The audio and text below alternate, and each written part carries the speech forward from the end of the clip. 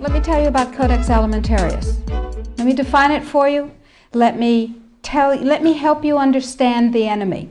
And let me assure you that absolutely nothing that I'm going to tell you is exaggerated, is interpolated, or is imagined. Everything I'm going to tell you is documented. And a great deal of it is documented on my website, which is www.healthfreedomusa, one word, healthfreedomusa.org.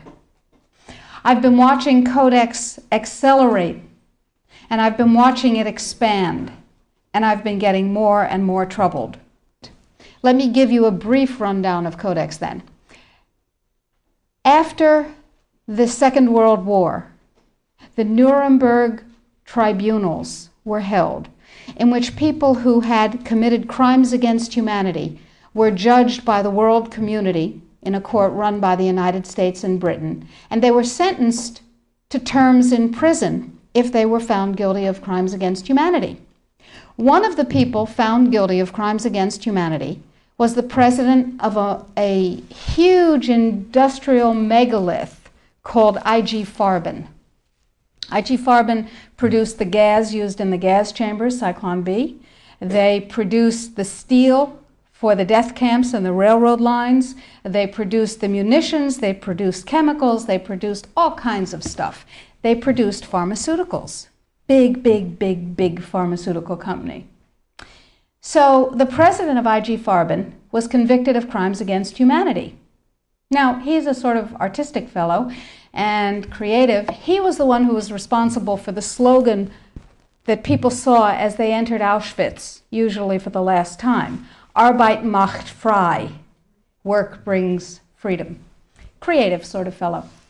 So he was sitting in jail and he said, well, that didn't work. What else can we do? I've got it. Food. He who controls food controls the world. So when he got out of jail, he went to his UN buddies and he said, have I got an idea for you? If we take over food worldwide, we have power worldwide. And his UN buddies said, cool idea. And so they created a trade commission. That's a very important pair of words, a trade commission called the Codex Alimentarius Commission. It is not a public health commission. It is not a consumer protection commission. It is a trade commission. Trade is about what? Money.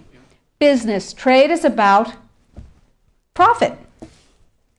Well, they said in 1962, we're going to work toward total global implementation of Codex Alimentarius on December 31st, 2009.